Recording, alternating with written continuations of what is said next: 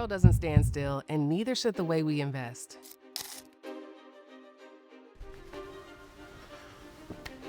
So whenever we talk about investing, it's standard practice to look at historical stock market returns as an indicator of the future. The belief is if we understand what happened before, we can better predict what comes next.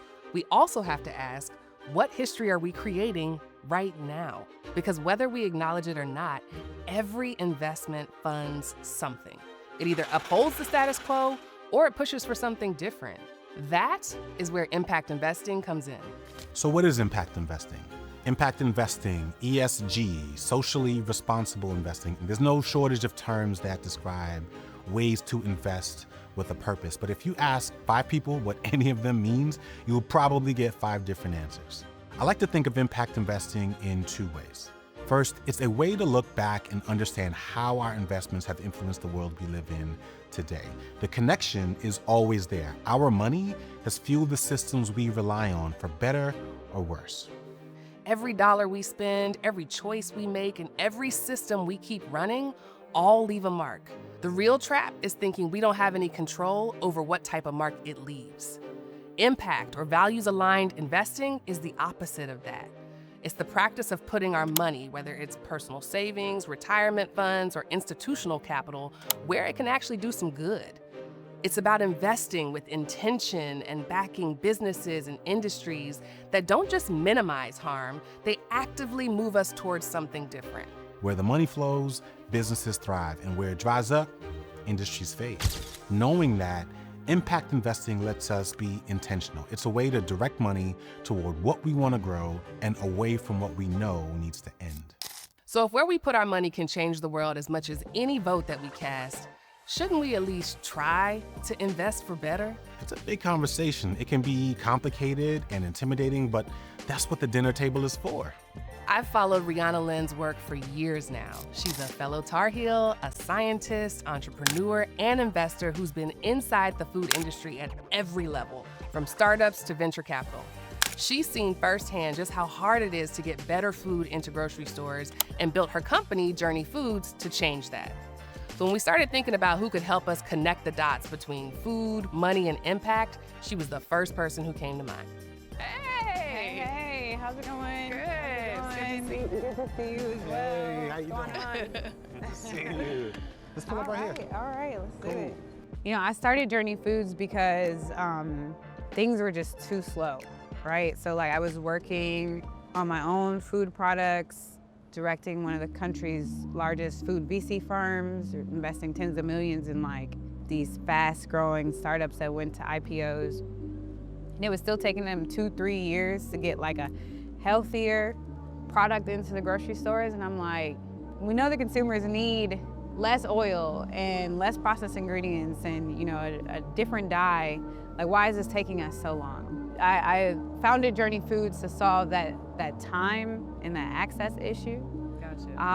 And I thought we could do that through data, taking a very nuanced approach to it, one that cares about like our bodies, you know, our own physical health, but also the environment. But at the end of the day, companies, they themselves, you know, the business managers and the employees, they want to eat better, Yeah. right? But at the end of the day, they just want to make more money. Most people just want to make more money or save more money.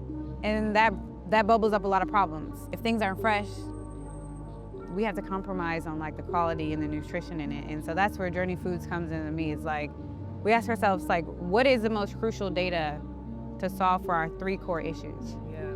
And that is nutrition, sustainability, and cost.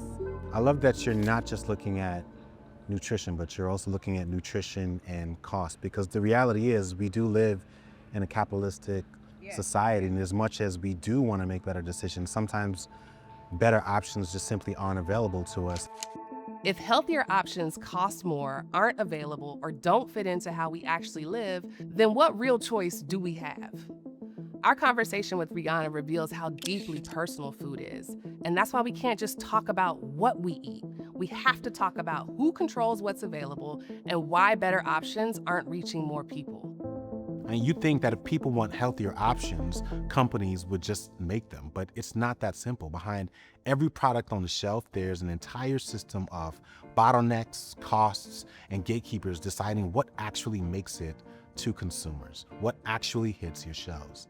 If you're invested in broad-based mutual funds, there is a good chance you're also invested in profiting from companies that produce and distribute unhealthy foods that negatively impact our communities. Values-aligned investing asks us to examine that the same way we might check nutrition labels or count calories, because like it or not, we're part of this system, not just as consumers, but as investors too. At least for me, I think it's difficult for people to, one, keep track of it all, because it's really difficult to understand without the expertise. But there also just seems to be a lot of conflicting information.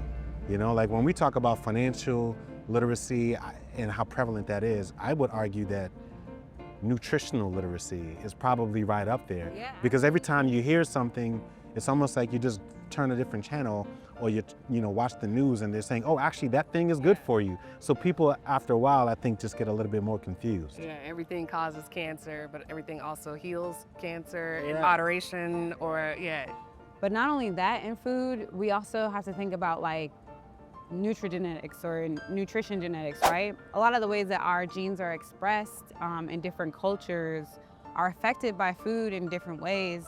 For example, 70% almost of the world is lactose intolerant. I think people have started to like hear more about this and know this. Like when you have like a one size fits all approach to like WIC, to like how grocery stores are supplied, to how the nutrition plate, the sort of USDA nutrition plate is recommended at schools, this really affects like long-term health, right? So you now have students and their parents and their grandparents building up inflammation just from like going to school because they're consuming things that their bodies weren't used to a few hundred years ago or even 10 years ago. It's surprisingly unhealthy. A lot of the foods that are made in the US use like highly processed oils that like change a lot at certain temperatures.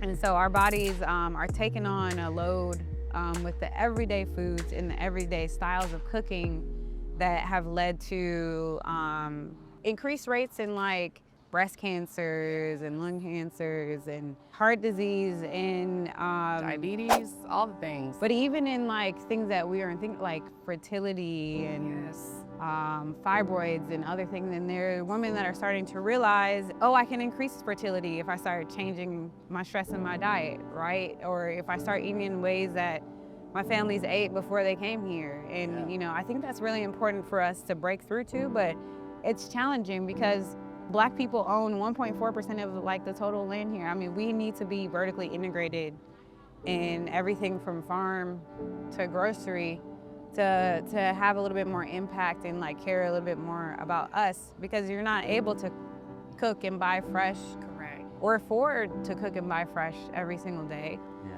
In the ways that help your body thrive and process more healthily, right? I think the part that is equal parts heartbreaking and interesting for us is like we're having this conversation about food and food systems, but I don't think a lot of people realize that they're actually invested in the companies that actually produce and distribute these products. And so in many ways, we are funding and contributing to the illnesses and the chronic sickness that we see in our own communities. And I think, I don't know, is that our fault? I'm not expecting you to answer that question, but I think, we at least want to encourage people to have the conversation, to dig a little bit deeper, and to be able to understand the role that they play, not just as consumers and being mindful of the food that we put into our bodies, but to be a little bit more mindful of what we are essentially contributing to, what we're invested in our retirement accounts, because these are the funds that are being used to do all of the things that you're saying are actually doing a lot of harm. Food inequality isn't just a problem, it's a wicked problem. The kind with no single cause, no easy solution, and no way to fix one part without affecting everything else.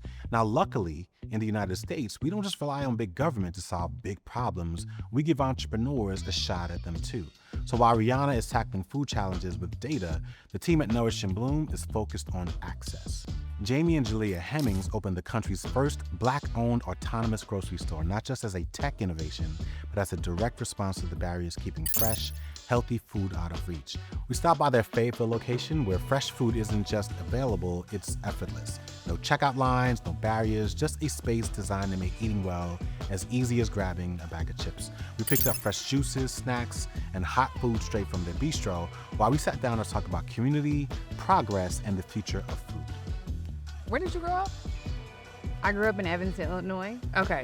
I grew up in the South, and every time I'm able to get fresh food from a grocery store, like what we just had, my mind is blown, because that was not an option. Like, other than like a little sad rotisserie chicken, when I was growing up, the grocery store was for groceries. Yeah. And you had to go somewhere else, like a restaurant, or you had to cook if you wanted food. And so when I think about small ways that business owners are innovating, like just having fresh food available in addition to packaged stuff is innovative to me.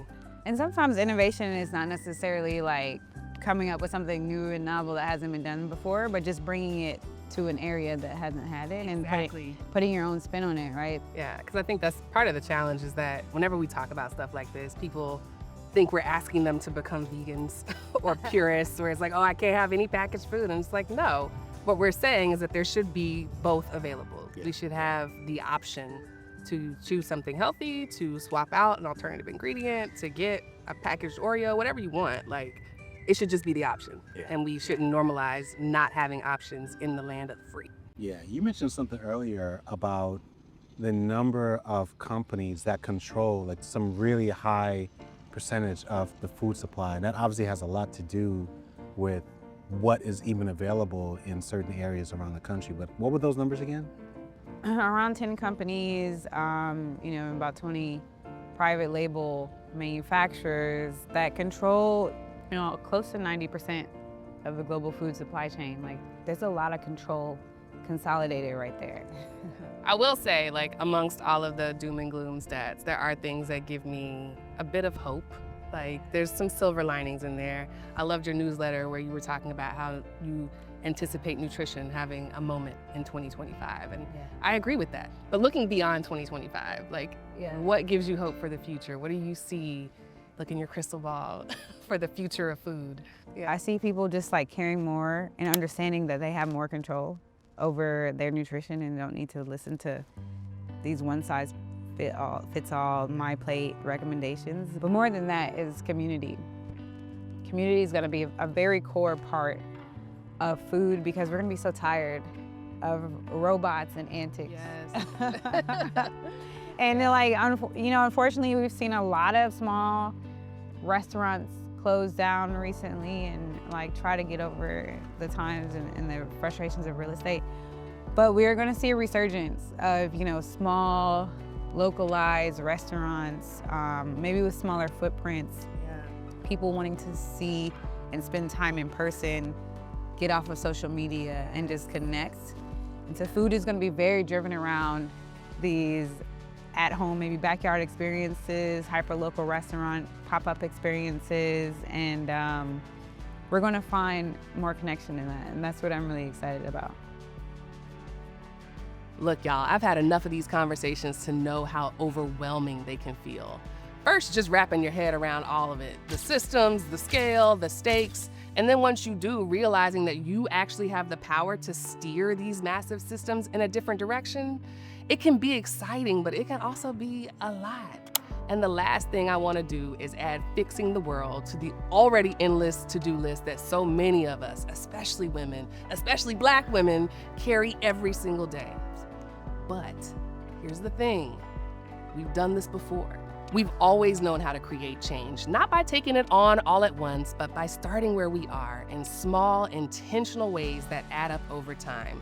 Piece by piece, step by step, investment by investment, we send a message that says we have unique needs that aren't being met. And until they are, we're gonna make different choices about where our money goes, how it's spent, and who we invest in. Because our power isn't just in what we demand, it's in what we refuse to accept.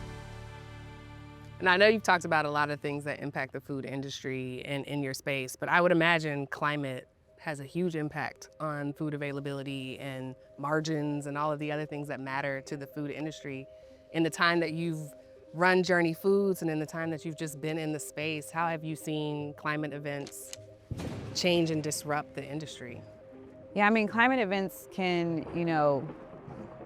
change a, whole entire grocery experience, right? And we see those things in the prices going up. You have a bad crop or you have a rare frost, right? Like these farmers that tried to start early or started on time can lose like a whole, there's some farmers in Georgia that I think have lost like 70% of their strawberry crop. And people don't think about this a lot, and more often than not, the smaller farmers, the minority farmers don't have the insurance, the livelihood, the data, the teams, or the facilities to combat some of the loss from climate, from weather events. I was just talking to one of the largest Black farmers in the country, right? He has thousands of acres of land, supplies to General Mills and Walmart and Pepsi. And we were talking about purchasing land over leasing it, because a lot of farmers are still leasing, but institutional investors are purchasing big lots of land, 500,000, 10,000 acres of farmland. And these are pension funds, retirement funds, and large billionaire investors gaining control of our food supply. It's a big question, and I'm not going to ask you how do we solve it, right? But what are some of the things, maybe some of the steps that we can do on a larger level? Like, we know that we can make different shopping decisions. Yeah. We're trying to help people understand that they can make different investing decisions, which forces the issue for these companies to think differently and to respond to the pressure that we, not just as consumers, but as investors, are putting on them. But is there something else that we all could be doing, just everyday people, that could help us solve or make some of these products different and better for us? Yeah, as everyday people, it's hard to tell people eat better, spend your money better. These are behavioral changes that are like very, very hard to get through.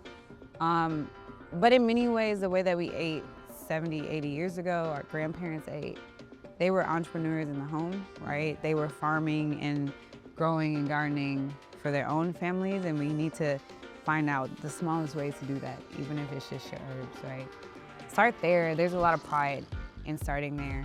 But beyond that, it's like we need to be very intentional about where we purchase and asking ourselves, how do we create like our own manufacturers, our own local supply chains, and like going into those unsexy parts of the supply chain, both in your home and in your neighborhood and community, I think it can shift us somewhat in the next couple of years, The more you connect the dots, the more you realize this isn't just about food. It's about how we invest, the health of our communities, and the long-term impact on the planet. And once you understand the role you play as an investor in sustaining this system, you start to recognize something else too, your power to change it. Yeah, it's so interesting as I'm connecting these dots, because we started out this conversation talking about food and food supply. And I personally believe that we just don't talk enough about food, even though it's something that we are all reliant on. And we certainly know the impact that our food decisions have on our long-term health.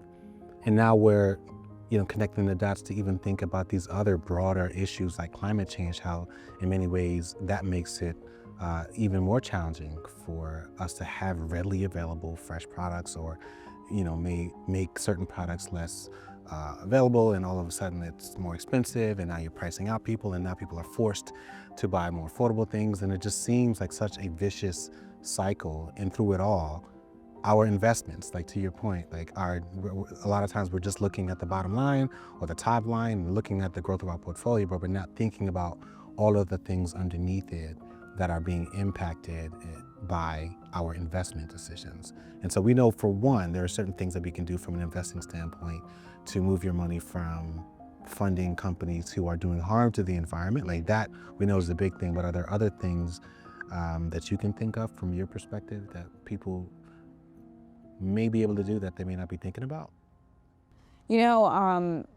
I think about like ways that things were grown and cared for and how we ate. They're just like before the last World War. And that's what you should try to lean into a little bit more. I think that will help climate. Just like eat how your grandma and grandpa used to eat. And that's really how I think we most simply try to, or it can affect more positive change in climate. So bacon and whiskey. Not your grandpa. Your own bacon, your own pig, and your own moonshine and whiskey. Yeah. Now this last thought is for the women. I'm gonna get close. Because women have always been at the center of change. We manage households, communities, businesses, and whether we get credit for it or not, we have always shaped economies. Food is just one industry, but there are so many others where we can invest for better. We don't have to do everything at once. We just have to start. Because when women move, everything moves. And this is our moment to move together.